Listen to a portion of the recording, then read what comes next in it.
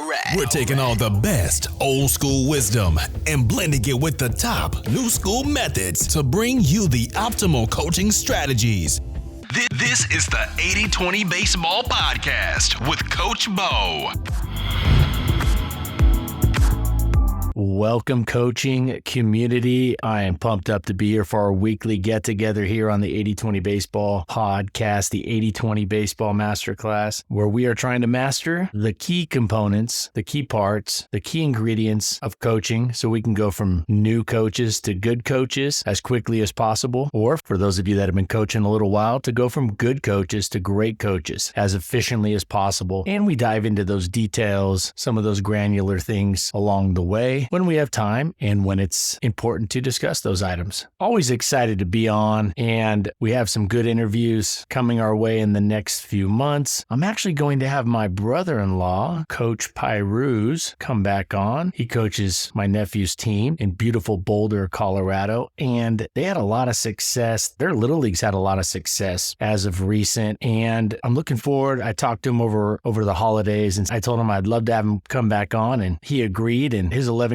all-star team won the Colorado State Championship, and the 12-year-old team from their league also won state. It's always great to get coaches that are in the trenches coaching youth sports, especially like my brother-in-law, who can really explain it and articulate what he's doing and how he's having a lot of success with his team, his kid, his players. So I'm looking forward to bringing him on in the near future. Him and I discussed getting together in a month or so. Speaking of interviews, I was down in California the past few days for a funeral, and not to get too much into all that, but towards the evening, we were doing that after the church ceremony, after the funeral, there was a gathering, a get together. And later in the evening, I got to talking to a nice guy that said he coached baseball, said he was a teacher. I said, well, that's cool. Got a couple commonalities there. And then I asked him where, and he said, well, nowhere around here, actually up in Idaho. And I thought, oh, well, I live in Idaho. And I asked him where, and he said, oh, it's a small town you probably haven't heard of. And I said, well, what's a small town? And he said, Fruitland. He said, Fruitland, Idaho. And I said, no kidding. And it brought me back to what it was about 7 months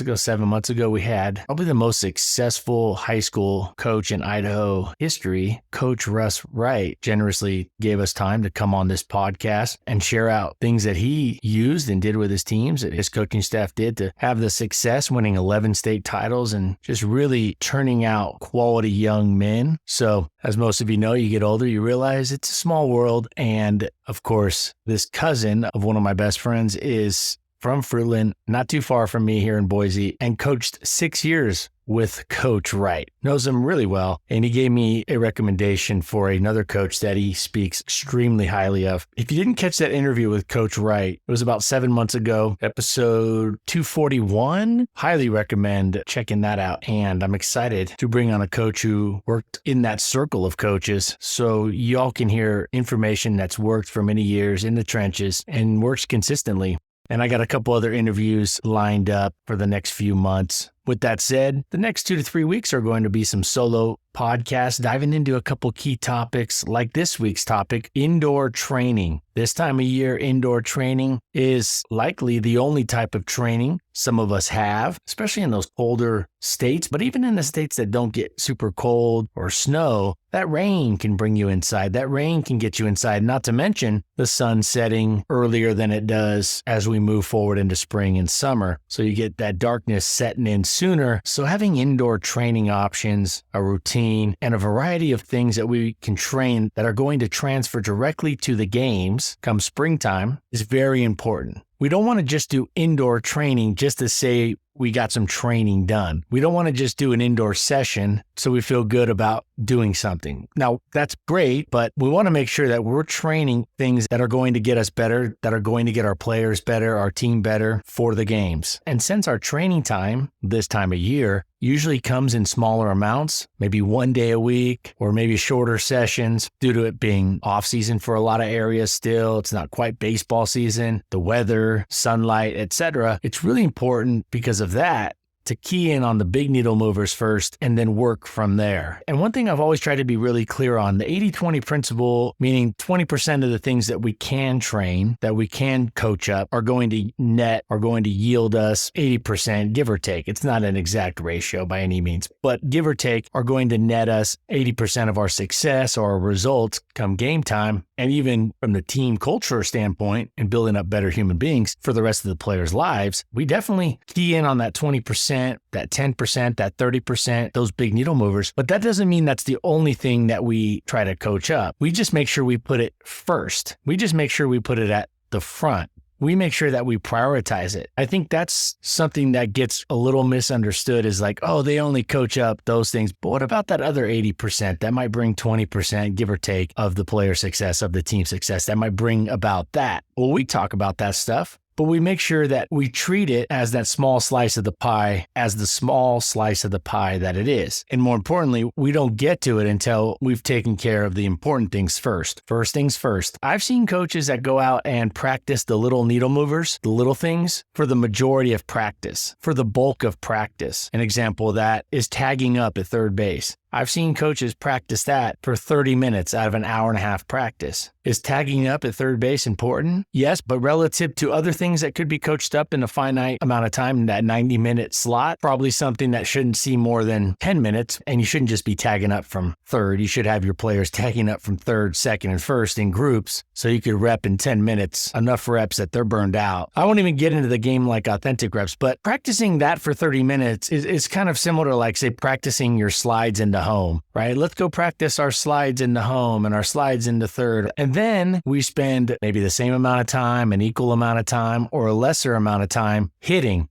Well, if you don't have a good approach at the plate, if you don't have quality at bats, if you don't hit the ball consistently, if you strike out, you're rarely going to get to third base. You're rarely going to get to home plate. So it's important that we dial in first things first. And so that's the mindset we want to have as a coach. So this isn't really a tangent. This is the priming, the paradigm that we want to cultivate and create. I've always told myself as we've moved through this podcast is that I don't want to just give coaches a bag of tricks. I'd rather teach that operating system. And I thought that was the best approach for an audio format, such as a podcast. Now, speaking of allocating our practice time appropriately, I've seen practices where the team bunts just as much as they hit, just as much as they go through and train up the batting practice routine, the hitting approach, trying to improve their quality at bat rates. I'm a fan of bunting, but none of us will ever be at a game where half of the batters bunt. Even for those coaches that are diehard bunters, that will bunt anytime they get the opportunity, at most are going to bunt 10 times a game, which means the vast majority of their at-bats, their team's at-bats, are not going to involve a bunt. Now,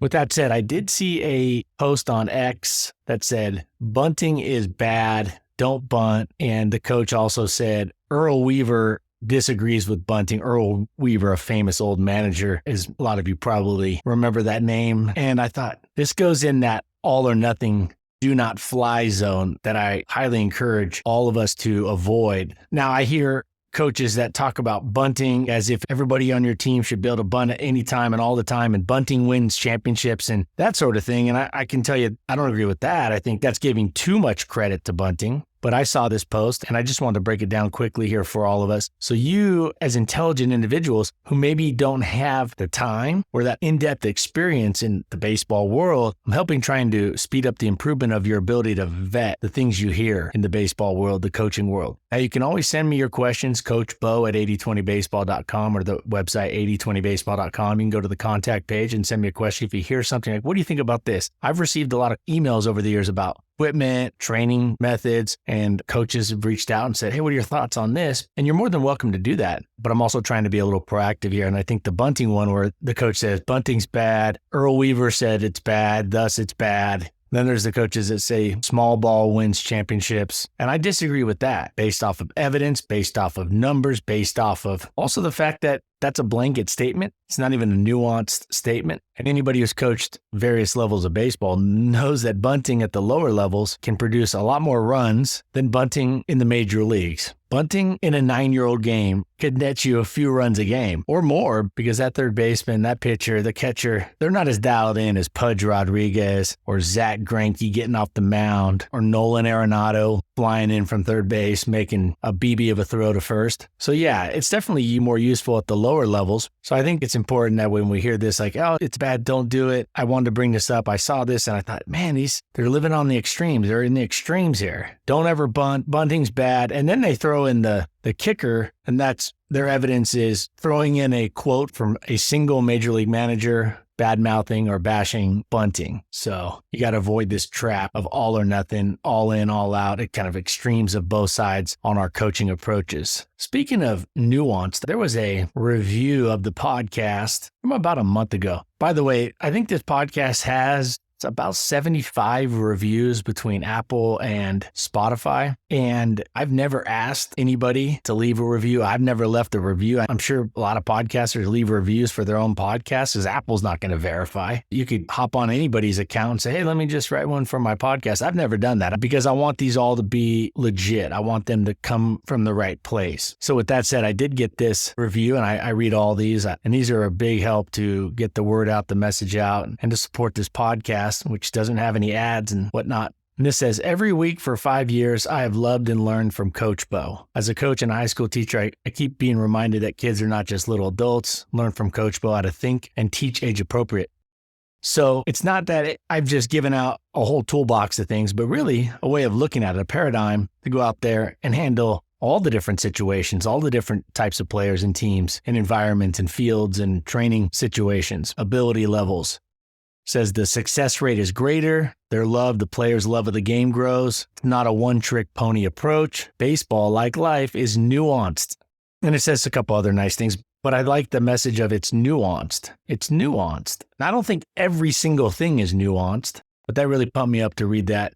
Now, with all that said, I am going to share some tips here. These are overarching tips for indoor training this time of year. And you can see how I'm thinking as I break these down. I'm going to give 4 ideas, tips, general strategies right now, and then I'll give 4 more next week. The first one, I think it's so important this time of year to hit, and hit some more. A big part of that is because arm strength is not there this time of year, so the workload on our players' arms should be lighter. It should be onboarding slowly, and depending on when your season starts, it may be a ways off or it might be sooner, but hitting is something that can be done year-round and should be done year-round if the player's into it and really into baseball and has the time in the offseason. Hitting would be your first priority. And of course, you have your batting cages. That makes for the best type of hitting, getting in the batting cage, but you don't always have access to batting cages, right? So batting cages are not always accessible. They cost money if you don't own one. You got the pitching machine. It's just not always easy to get in. They're in high demand this time of year. But if you can get yourself in a room, any type of room, a gym, a multi-purpose room, a garage, a lot of work can be done in a smaller space. First off, tee work, right? Hitting off the tee, just repping that swing, moving the tee around. How about tee work? Hitting some heavy balls, right? Hitting some heavier balls, like a 1-pound ball. They sell them online. You can get them on Amazon. Work that tee around, different locations, hit the heavy ball, hit it into a net or hit it across the lawn. Those don't go very far, so you don't need much space.